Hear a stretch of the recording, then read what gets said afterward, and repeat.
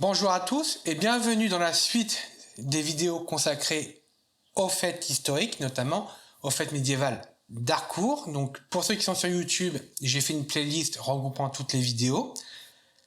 Grâce à l'association Les Loups de Singal, qui font aussi partie d'un ensemble d'associations, la Confrérie Normande, qui organise plusieurs événements, participe aussi à des fêtes médiévales, on a pu en apprendre plus sur les armes au tout début du Moyen-Âge, donc on est toujours au Moyen-Âge.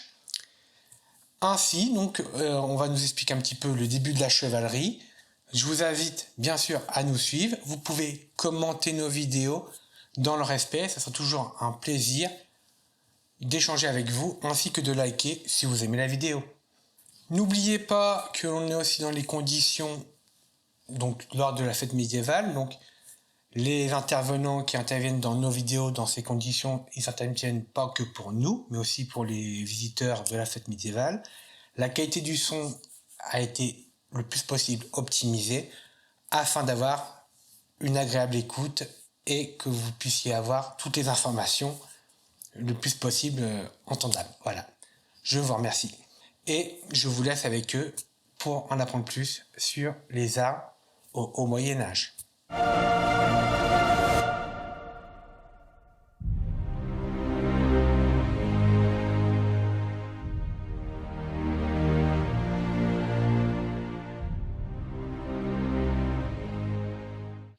Voilà. Bonjour monsieur. Bonjour. Donc pouvez-vous nous expliquer un petit peu l'animation de votre camp du coup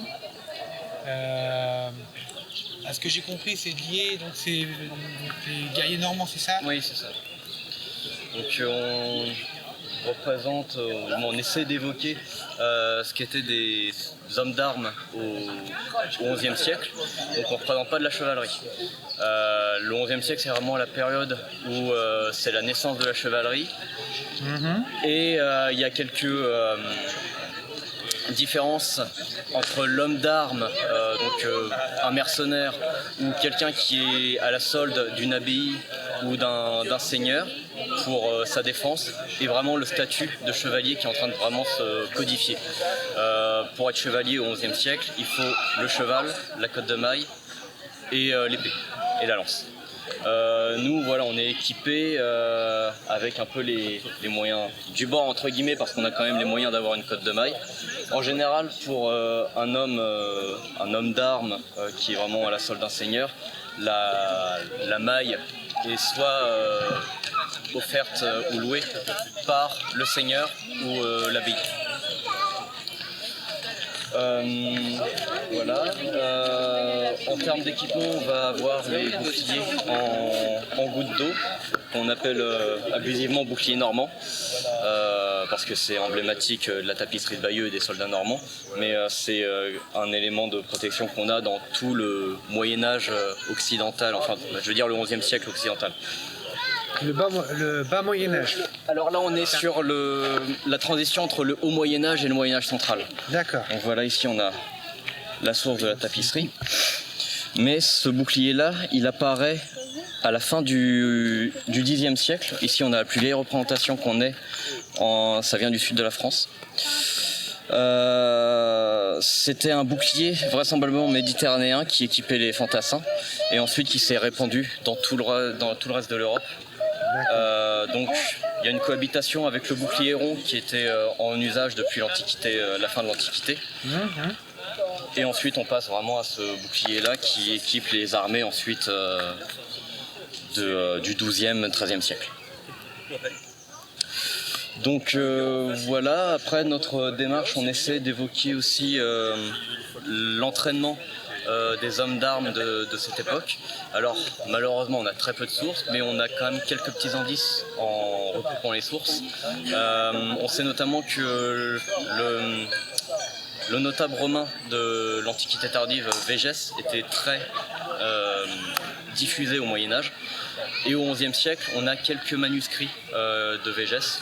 Donc Végès a écrit un manuel d'art militaire où en fait il explique la formation du soldat, son entraînement et comment dispositionner ses troupes, comment disposer ses troupes sur le champ de bataille ou ce genre de choses.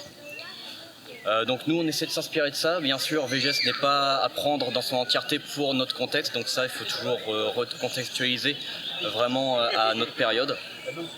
Et par exemple là, vous voyez on a un petit bâton qu'on a planté au sol derrière le camp. On essaie de reproduire ce que VGS appelle l'exercice de l'épieu, où en fait à la manière d'un boxeur ou tout autre type d'arts martiaux pied-point maintenant, le soldat s'exerçait à escrimer contre un épieu. En faisant attention à sa garde, à ne pas se découvrir, en jouant sur la distance, genre de choses. Puis après, on essaie, avec d'autres troupes de notre collectif, la Confrérie Normande, de mettre en place des petits bataillons, genre de choses, pour pouvoir simuler des combats, des lignes, ce genre de choses, et voir les différentes formations qui sont possibles, notamment en s'inspirant de toutes les positions qu'on peut voir sur la broderie de Bayeux, mais aussi sur d'autres sources qui soient du 11e ou du 12e siècle. Donc voilà. D'accord, c'est très clair, merci, c'est parfait. Merci. Merci à vous.